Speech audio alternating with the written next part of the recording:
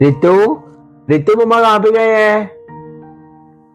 पता नहीं, शायद कृष्णा आंटी के घर गए हैं।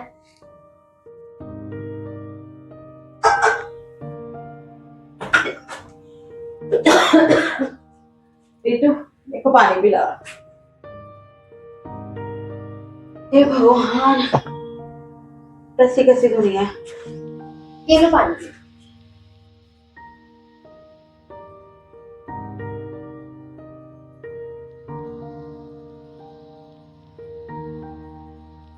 क्या कर रहा था? असाइनमेंट का टॉपिक ढूंढ रहा हूँ। पर आपको क्या बात है, बड़ा मुंह उतरा हुआ आपका। कृष्णा आंटी के घर गए थे, इतनी देर कहाँ लग गई?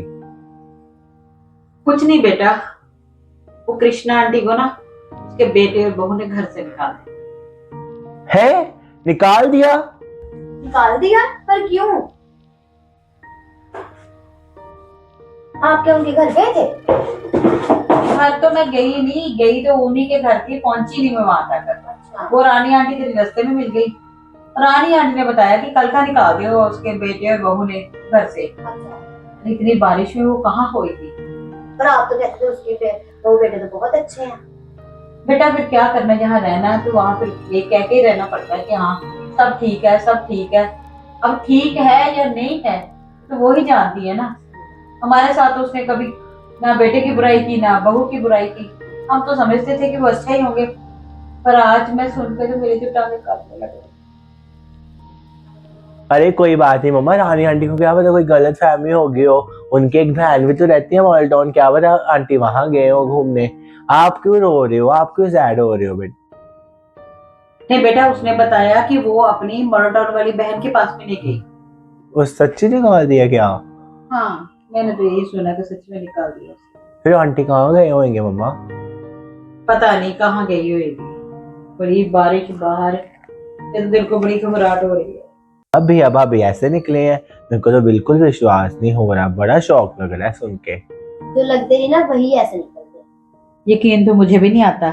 ऐसा लगता कल की बात है। आलोक 3-4 साल का रहा होगा जब कृष्णा के पति की डेथ हो गई।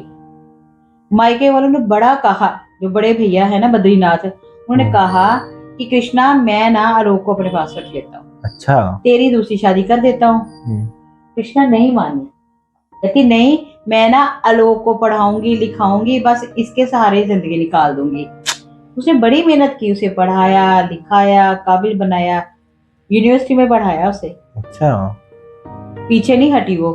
और आज हालात ये हैं, मुझे तो अपनी फिक्र हो रही है कि कहीं तू शादी के बाद मेरे साथ ना ऐसा करे। मम्मा आपको अपनी परवरिश पे विश्वास नहीं है क्या?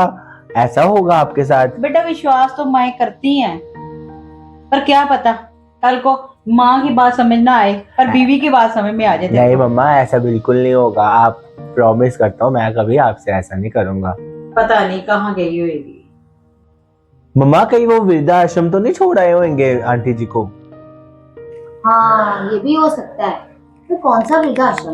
वो तो बहुत है। अगर वृद्धाश्रम गई होगी कोई तो छोड़ के आया होगा उसको। अकेले कहाँ से चली गई वो? हे भगवान, कैसा कलयुग आ गया। मुझे तो अपना डर लग रहा है, पता नहीं हमारा आने वाला समय कैसा है।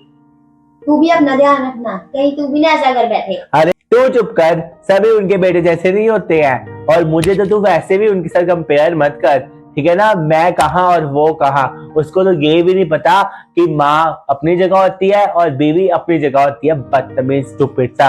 हाँ, जो तूने कहा ना वो याद रखना। मैं भी बस तेरे को वो नहीं कर रही हूँ। अरे लड़ो मत, ये तो वक्त बताएगा कि क्या होने वाला है। पर मैं इतना जरूर कहूंगी बेटा कि वैसे तो मुझे अपने संस्कारों पे भरोसा है, पर फिर भी जिस घर में भी जाना ना, ऐसे नहीं बनना कि लोग कहें हाय उसकी बहू ऐसी, उसकी बहू ऐसी। अगर तू आज एक अच्छी बेटी है ना, तो अच्छी बहू भी बन के दिखाना, ताकि हमें तुझ पे पूरी तरह से नाज हो। विश, ये बात ना तो लड़ने की है ना बहस करने की है, पर ये बात सच है कि बेटा तू हमारे साथ ऐसा मत कर। नहीं मम्मा, हाथ जोड़ने की कोई बात नहीं है। आपको अपनी परवरिश पे यकीन नहीं है क्या? नहीं, मुझे यकीन है बेटा, बस फिर। पर वक्त का कुछ भरोसा नहीं होता। कि कैसा हो कैसा नहीं। हमें कभी अपने पे बोझ मत समझना, नहीं नहीं मम्मा, हमारा सहारा बन के रहना। बिल्कुल बिल्कुल मम्मा, आप मेरे पे बोझ थोड़ी हो, आप अब बिल्कुल ध्यान रखूंगा मैं। नहीं मम्मा, हम आपसे प्रॉमिस करते हैं जितने अच्छे हम आज हैं उतने अच्छे हम कल भी रहेंगे। और अगर ऐसा हो ना तो देख लेना, कोई वृद्धाश्रम नहीं जाएगा। हाँ